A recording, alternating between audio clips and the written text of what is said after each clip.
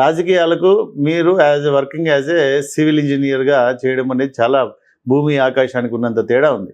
సరే, రాజకీయాల్లోకి రావాలనుకున్నారు, టికెట్ కూడా అదృష్టవశాత్తు వచ్చింది. చంద్రబాబు నాయుడు గారిని మీరు ఇంప్రెస్ చేశారు, టికెట్ తెచ్చుకున్నారు. తెచ్చుకున్న తర్వాత ఈ కేడర్ తోటి ఏ విధమైన చర్చలు కానీ ఏ విధంగా పని చేయడం మొదలుపెట్టారు మీరు తంబళ్లపల్లి తెలుగుదేశం పార్టీ కేడర్తో? క్యాడర్ ఫస్ట్ నుంచి కూడా ఎవరైతే తెలుగుదేశం పార్టీ నాయకులు కార్యకర్తలు ఉన్నారో, ఈ తెలుగుదేశం పార్టీ డిసిప్లిన్ ఉన్న పార్టీ. ఆ రోజు వాళ్ళకు ఎవరైతే అధినాయకుల్ని పంపిస్తారో, పలానోళ్ళతో పని చేయండి మీకు మంచి జరుగుతుంది పంపిస్తారో, వాళ్ళకు కోఆపరేషన్ ఇచ్చే నాయకత్వం ఉన్న ఏకైక పార్టీ తెలుగుదేశం పార్టీ. ఆ నాయకత్వాన్ని శిరసా వహించే కార్యకర్తలు ఉన్నది తంబలపల్లి నియోజకవర్గంలో ఉన్న కార్యకర్తలు. కాబట్టి అది నాకు పెద్దగా కష్టం కాలేదు. ఎందుకంటే తెలుగుదేశం పార్టీ పుట్టినప్పుడు 1983లో మా నాయన ఉమాశంకర్ రెడ్డి వీళ్ళందరూ కలిసి ఫస్ట్ పార్టీని బలోపేతం చేసిన వాళ్ళు.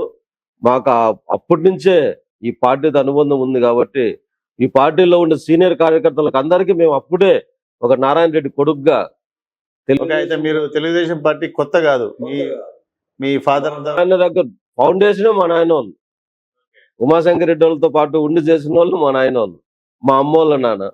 వీళ్ళందరూ ముందు నుంచి పార్టీలో ఉన్నవాళ్ళు. కాబట్టి మాకు పార్టీ కొత్త కాదు, పార్టీ నాయకులు కొత్త కాదు.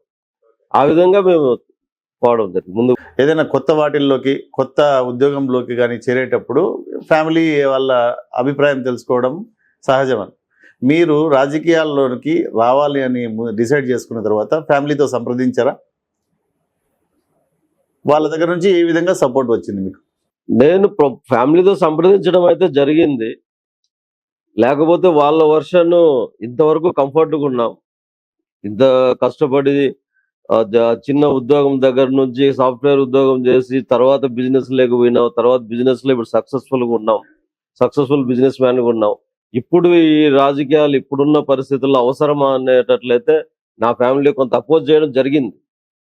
కానీ నాకేందంటే పర్సనల్గా నాకు మా అధినాయకుడి మీద, చంద్రబాబు నాయుడు గారి మీద ఉన్న అభిమానాన్ని దాన్ని నేను చంపుకోలేకపోయినా.